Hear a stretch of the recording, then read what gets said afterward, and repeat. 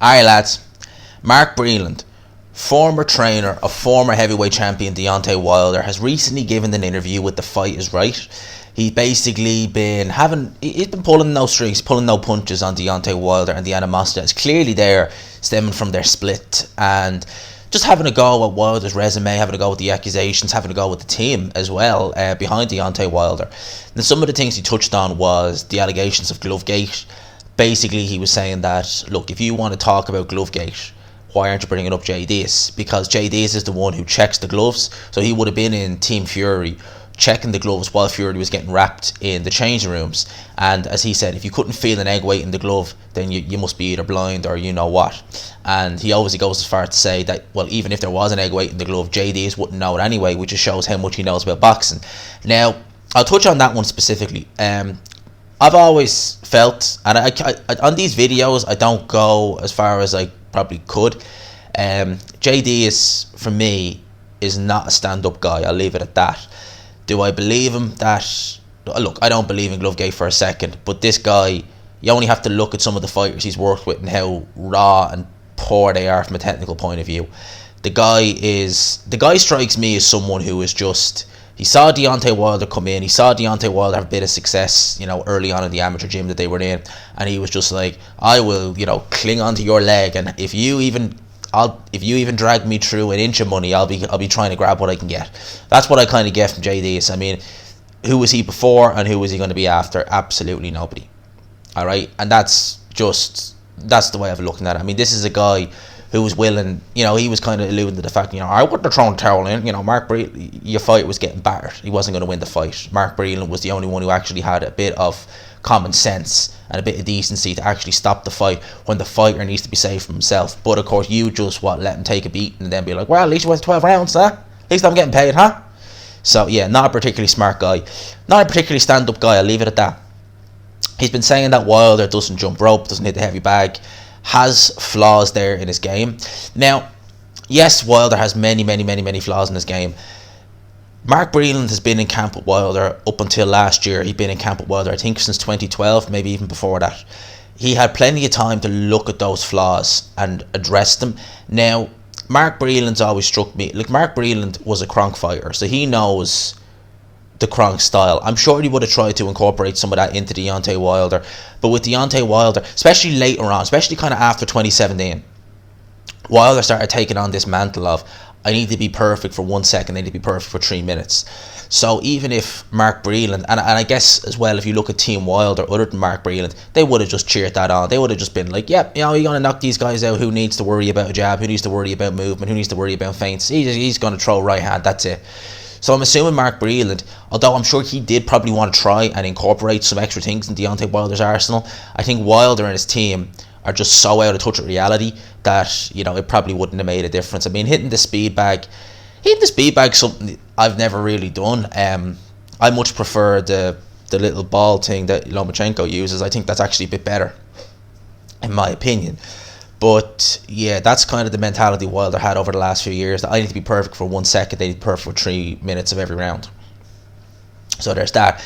He's also had a go with the resume of Deontay Wilder, basically saying that Luis Ortiz is the only real name Deontay Wilder's had. If you look at everyone else in his resume, they're basically, nothing.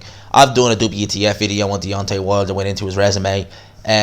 Ortiz is still technically unproven. I mean, like, his best win is Brian Jennings. Ortiz, though, I do believe in his day was a very good fighter. I think he's way past his day now. I think he's close to 50 now. Never mind what they say about 40, 41. I think that man's close to 50 than he is 40. So there's been all that said. Mark Breland has every right to be angry.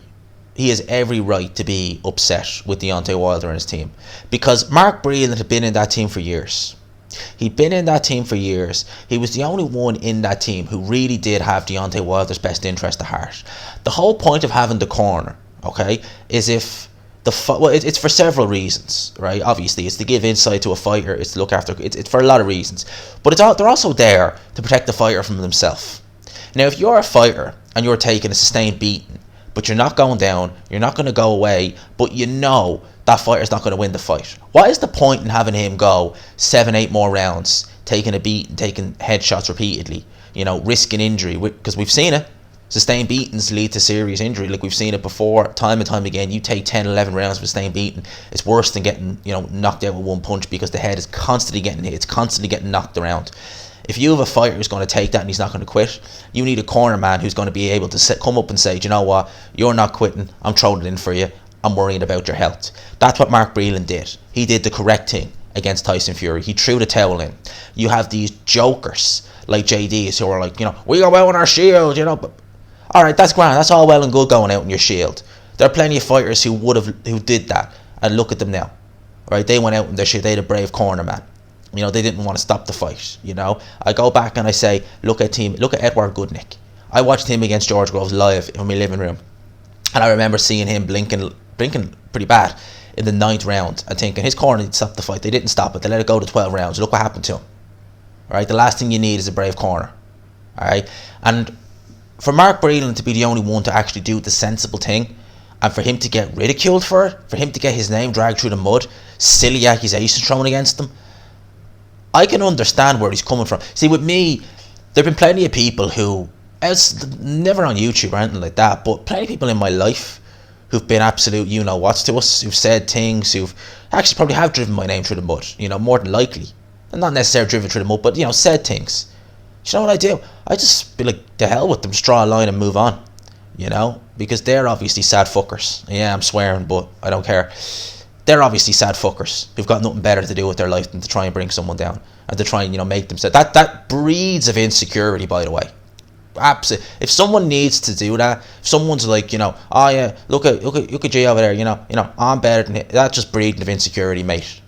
That's just breeding of insecurity. It just reeks of it. So I'm not like that. That's not me. Me personally, I know you might contradict it and be like, oh, you just said it there, but like, yeah, I didn't name names. But that's just me. I just draw a line and move on. I'm just like, I pity that fool. Don't. Just leave it.